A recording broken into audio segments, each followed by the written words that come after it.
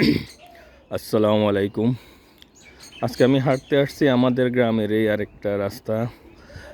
আমাদের গ্রামের দক্ষিণ প্রান্তে দক্ষিণ পাড়া থেকে মস্তাপুরের দিকে যাওয়ার যে রাস্তাটা, এই রাস্তাটা অত্যন্ত সুন্দর একটা রাস্তা, খুবই সুন্দর।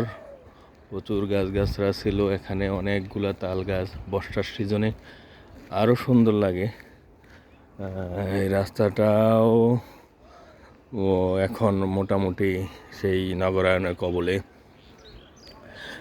এখানেও বাড়িঘর হয়ে যাচ্ছে অনেক। একটা সময় এই রাস্তাটা অনেক ফাঁকা ছিল। এই প্রান্ত থেকে মস্তাপুর পর্যন্ত একদমই খোলামেলা ছিল, কোনো বাড়িঘর ছিল না। বাট বর্তমানে বাড়িঘর হয়ে মোটামুটি রাস্তা ব্লক হয়ে যাচ্ছে।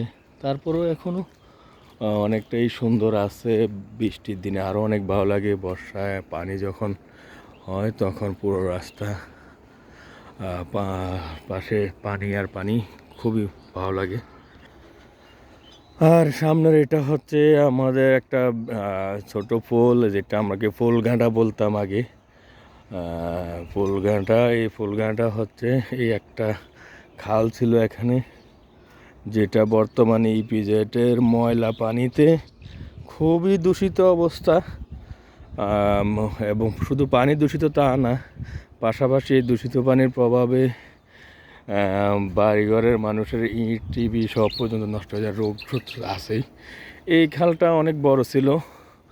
আমরা একসময় এখানে প্রচুর মাছ ধরতাম ছোটোবেলা, মানে হাজার দিনের স্মৃতি। এখানে আমরা হাজার হাজার মানুষ আমরা মাছ ধরতাম বর্ষার দিনে। বাট এই খালও এখন একদমই ছোট, ভরাট হয়ে গেছে। পাশাপাশি ভিজেটের ময়লা নোংরা, আর এই দিকগুলা একদমই খোলামেলা ছিল, কোনো বাড়িঘর ছিল না। বাট বর্তমানে বাড়িঘরও হয়ে যাচ্ছে।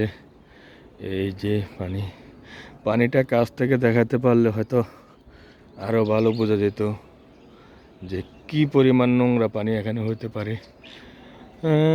বাট সর্বশেষ বিষয় হচ্ছে যে এই রাস্তাটাতে কোনো বাড়িঘর তখন ছিল না। আমরা যখন ছোটো ছিলাম এগুলাতে আমরা মাছ ধরতাম প্রচুর পরিমাণে, কিন্তু এখন এগুলা বাড়িঘর হয়ে মোটামুটি পুরা মাটি ভরাট হয়ে গেছে। যাই হোক, আজকে দেখি এদিকে হাঁটতে যাচ্ছি, এদিক দিয়ে আমাদের 20 নং ওয়ার্ড 22 নং ওয়ার্ডের সাথে সংযুক্ত রাস্তা এটা, যেটা মস্তাপুর বিশ্ব রোড, মস্তাপুর হয়ে বিশ্ব রোডে সংযোগ হয়েছে। তো এতটুকুই। ধন্যবাদ। দেখি আমি হাঁটতে হাঁটতে কতটুকু যেতে পারি। আসসালামু আলাইকুম।